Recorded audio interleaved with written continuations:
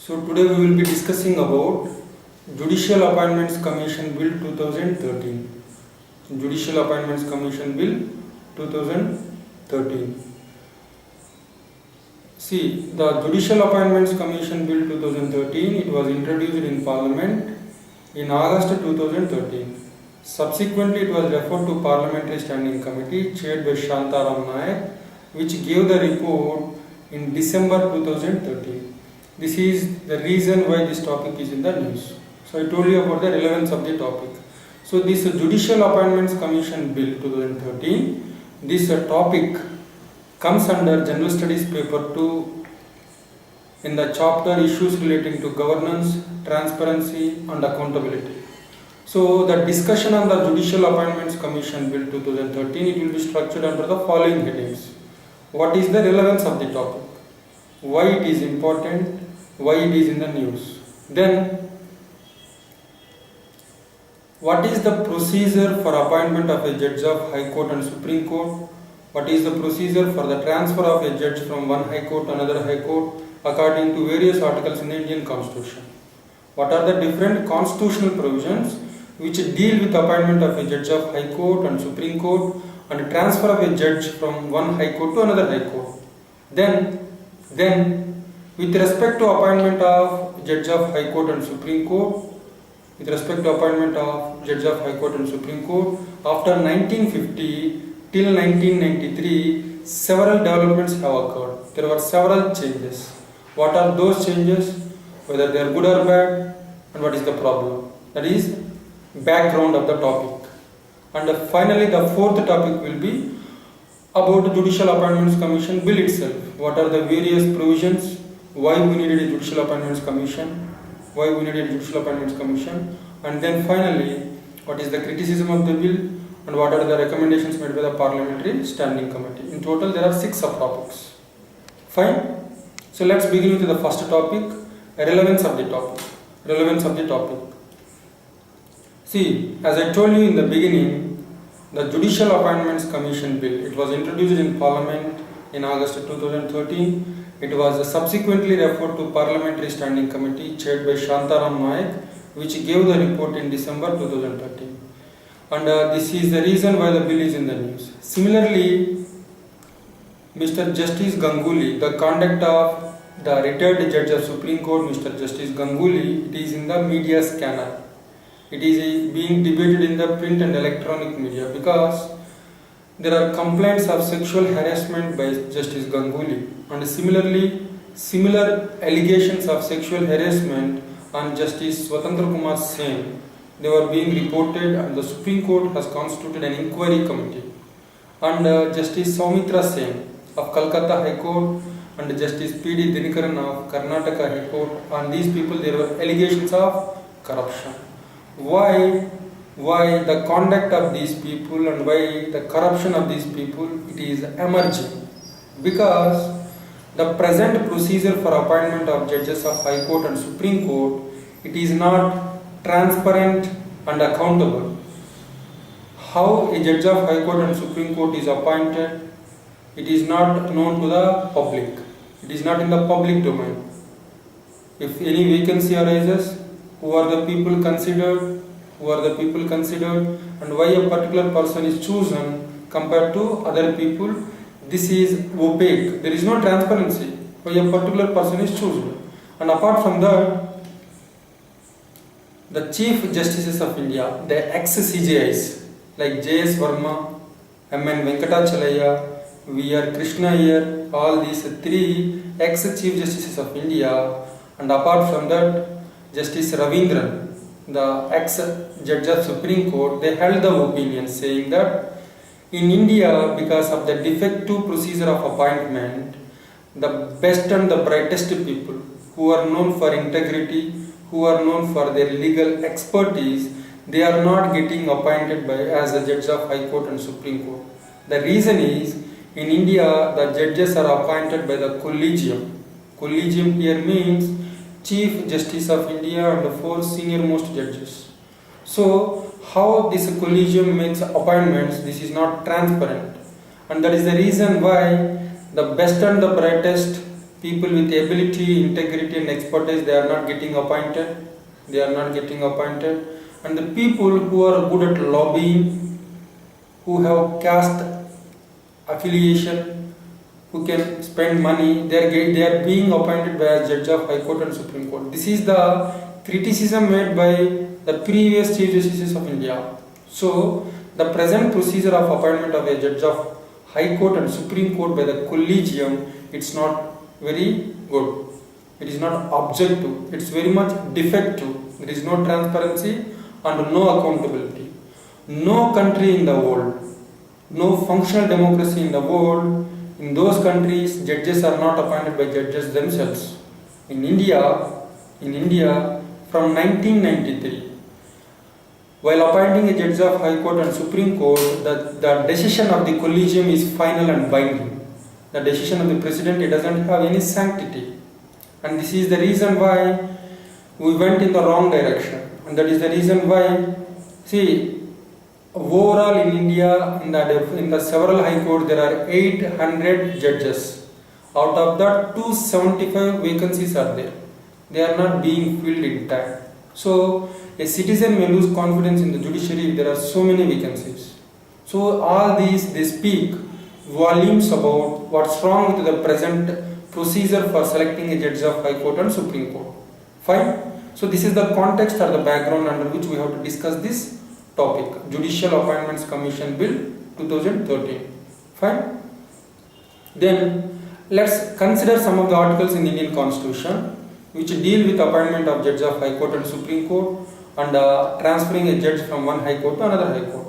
Let us see what is there in the Indian Constitution, and then we can go ahead to make an analysis where we went wrong. Fine. So under Article 124 Clause 2, under Article 124 Clause 2, the President, every judge of Supreme Court will be appointed by the President under his warrant and seal by consulting such of the judges of Supreme Court and such of the judges of High Court which he may deem necessary.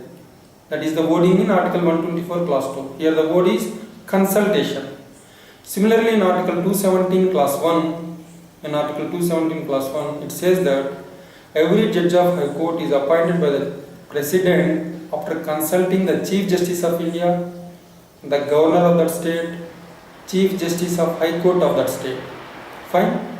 Under Article 222 Clause 1, Article 222 Clause 1, it says that the President, after consulting the Chief Justice of India, will transfer a judge of a High Court from one High Court to another High Court. This is what is mentioned in the Constitution. So from 1950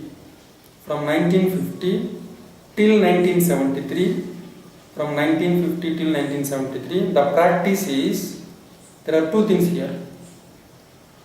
A judge of High Court and a judge of Supreme Court will be appointed by the mutual consent of the executive branch of government and as well as the judiciary.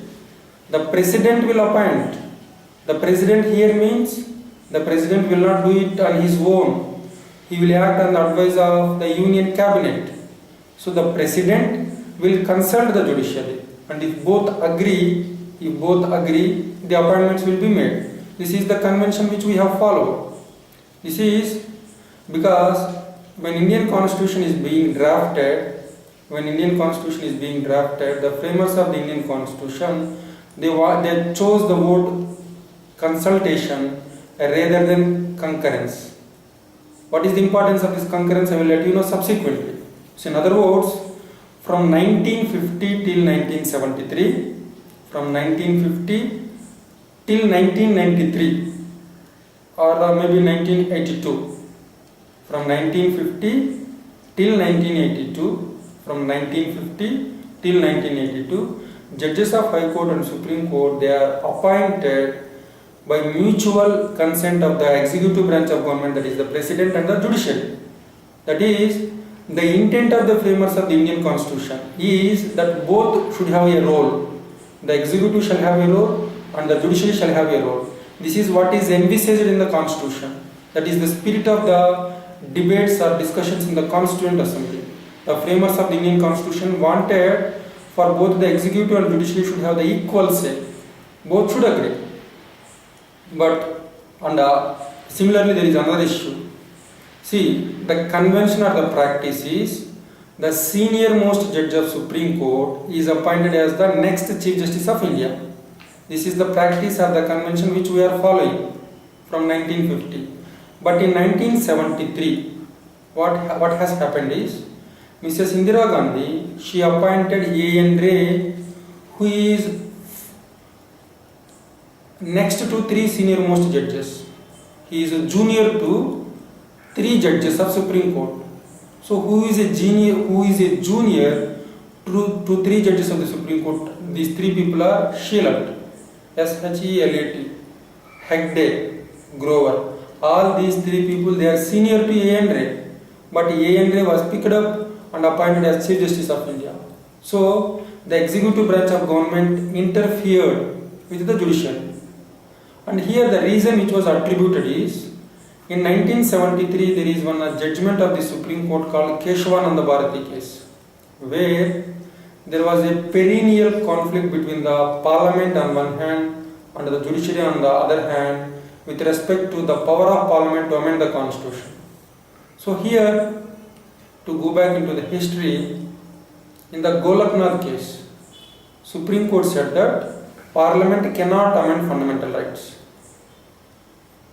Then Parliament made amendments, made an amendment to the Constitution saying that Parliament has got the power to amend fundamental rights. This was challenged in the Keshavananda Bharati case. In the Keshavananda Bharati case, Supreme Court said that yes, Parliament has got the power to amend fundamental rights, but it should not alter the basic structure of the Constitution.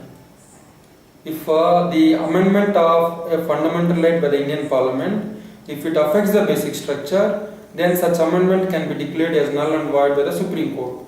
So these three judges, Shelat, Grover and Hegde, they gave a judgment which is not to the liking of the executive branch of government. And this is the reason which is attributed to Mrs. Indira Gandhi, why she appointed A.N. Ray as the Chief Justice of India, though he is junior to these three people. Similarly, in 1977, H.M. Beg, who is a junior to H.R. Khanna, was appointed as the Chief Justice of India. Here the reason attributed is, in 1976, when emergency is in operation, in a case ADM Jabalpur versus ADM Jabalpur versus Shivakant Shukla case. So in this case, H.R. Khanna said that even during the time of operation of emergency, the right to life under Article 21 cannot be suspended. So this dissent judgment given by H.R. Khanna, it was not to the liking of the executive branch of government. That's the reason why this person was superseded and his junior H.M. Beg was appointed as the Chief Justice of India. And subsequently this person has resigned, H.R. Khanna. And even in the previous case in 1973, the three judges who were superseded and when A.N. Ray was appointed as the Chief Justice of India, those three people, they have resigned. So in this way, the fine balance which was there between the executive branch of government and the judicial branch of government, it was disturbed.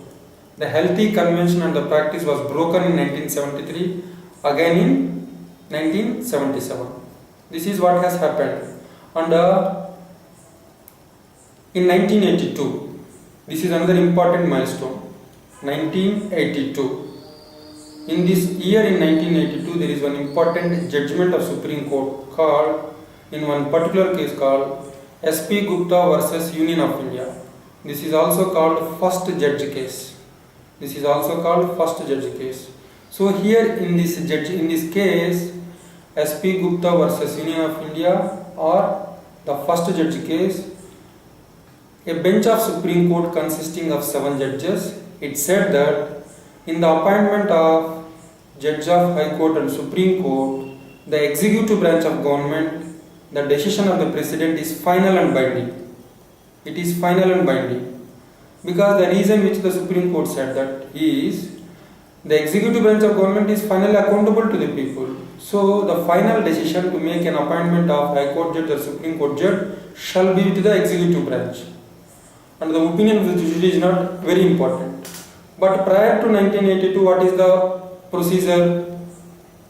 Both executive branch and the judicial branch both have got equal say, equal role. There is some equilibrium, and that is the intent of the Constitution, and that is the spirit of the debate of the Constituent Assembly. That is what the framers of Indian Constitution have intended. They wanted the executive branch of government as well as the judicial branch of government to have the equal role in the appointment of judges of High Court and Supreme Court. This fine balance was broken in 1982 because the Supreme Court said that while in the appointment of judges of High Court and Supreme Court, the decision of the executive, that is the president, is final and binding. Even if the collegium, even if the judiciary doesn't agree with the president, even then the appointment can be made by the president. This balance is broken in 1982. And this judgment was again taken up in another case in 1991 called Subhash Sharma versus Union of India. So in this case, the eminent judge Venkatachalaya said that the judgment given in the first judge case, that is S.P. Gupta versus Union of India, it is not correct because the framers of the Indian Constitution envisaged an equal importance and equal role for both executive and judiciary. But in the 1982 case, Supreme Court shifted the balance in favor of the executive, that the decision of the president is final and binding, and the role of the judiciary has come down radically. The fine balance is broken. Fine. Then, in 1991, in this case, Subhash Sharma versus Union of India, when Venkatachalaya made a request to the Supreme Court, please consider this issue. This is very important issue, and the fine balance and equilibrium in the appointment of judges of High Court and Supreme Court is broken. Please consider and give some judgment. So in 1993, this is called a second judge case. This is the turning point. This is the milestone. So here in 1993, Supreme Court Advocates Association has filed a complaint before the Supreme Court. That the case is called Supreme Court Advocates on Record Association versus Union of India. This is the case in 1993. This is also called second judge case. Second judge case. In this case, the 9-judge bench of Supreme Court by majority said that the decision of the collegium in the appointment of judges of High Court and Supreme Court, it is final and binding. So once again, the balance is broken and it has moved away from executive close to the judiciary. In 1982, in S.P. Gupta versus Union of India, Supreme Court said that the decision of President is final and binding. Quite contrary to that, in 1993, in the second judge case, that is Supreme Court Advocates on Record Association versus Union of India, Supreme Court by majority held the opinion that while appointing a judge of High Court and Supreme Court, the decision of the collegium, here the collegium means Chief Justice of India and 2 senior most judges of Supreme Court. The opinion of these 3 people, it is final and binding. Even if the president has got any objection, they don't need to care. This is the judgment given by the Supreme Court in 1993. Subsequently, in 1998, the President has once again referred this matter to the Supreme Court. Under Article 143, under Article 143, the President can seek advice from the Supreme Court. So, they wanted some clarification. You are saying that the decision of the collegium is final and binding. Collegium means, is it only Chief Justice of India? Only 2 judges of Supreme Court? What is that? On that issue, they wanted some clarification. So, this is called a presidential reference. This is also called a third judge case. Third judge case. In 1998, when President asked the Supreme Court to give the opinion, Supreme Court said 2 conditions. We will give our advice, but you need to follow 2 conditions. The first condition is, in the 1993 second judge case, we said that the decision of the collegium is final and binding. If you promise us that you will implement it, then only I will give the advice. And the second condition is, in the presidential reference in 1998, the advice which we give, if you promise that if you follow that advice, then only we will give the advice. 2 conditions. First condition is, the judgment in the 1993 case you have to follow. Then only we will give the advice. And the second condition is, in the third judge case in 1990, the opinion which you asked me, I will give you, provided that you have to must and should follow it. Executive branch of government agreed. Okay. So, in the third judge case in 1998, 9 judge bench of Supreme Court by majority held the opinion that collegium means Chief Justice of India and not 2 judges but 4 senior most judges of Supreme Court. So, in 1993 case, second judge case, and in 1998 third judge case, the Supreme Court interpreted the word consultation to mean concurrence. Concurrence means complete agreement by the collegium. If the collegium does not agree, the president cannot make appointment. If the collegium agrees, then only he can make appointment. So the word consultation was reinterpreted, saying that the word consultation means concurrence. Concurrence. That is, the collegium has to agree. If he doesn't agree, he cannot make an appointment. So the balance, the fine balance in appointment of judges of High Court and Supreme Court, it got shifted towards the judiciary from 1993. And what is the consequence of this one? As I told you, now when judges of High Court and Supreme Court are appointed because of lack of transparency, because of opacity, because why a particular person is being appointed as judge of High Court and Supreme Court, nobody knows.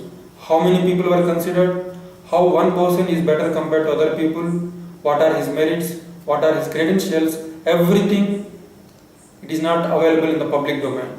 So, because of this reason, and the J.S. Verma and Venkatachala, V.R. Krishna, they have criticized that while appointing a judge of High Court and Supreme Court, lobbying, caste considerations, class considerations, they are dictating the criteria for appointment of judges of High Court and Supreme Court. In course of time, the merit, the integrity, the ability, the legal expertise, they got low priority.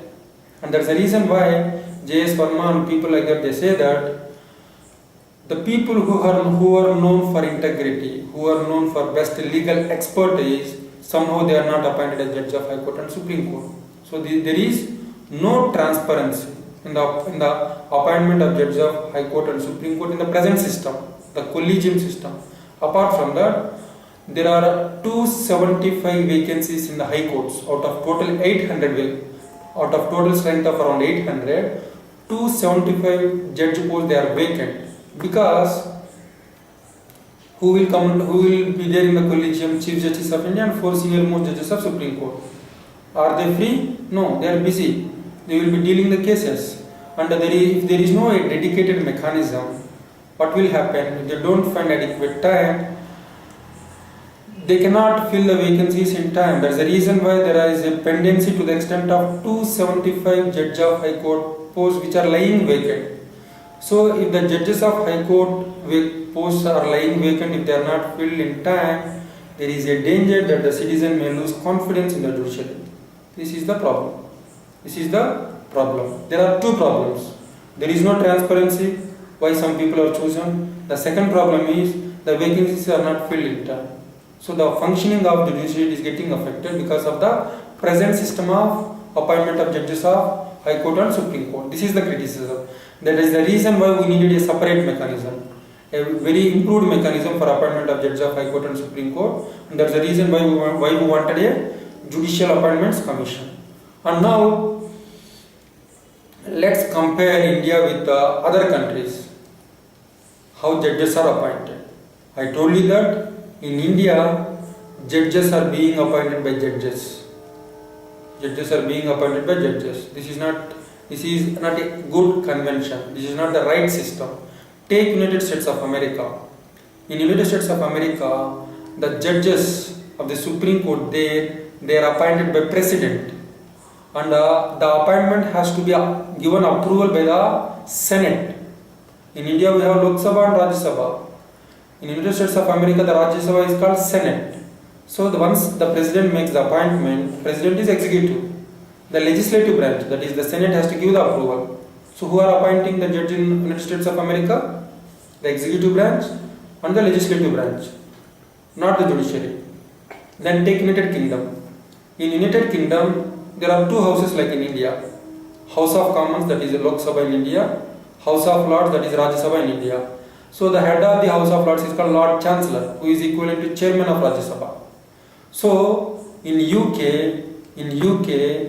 the Lord Chancellor has got the final authority to appoint the judges there.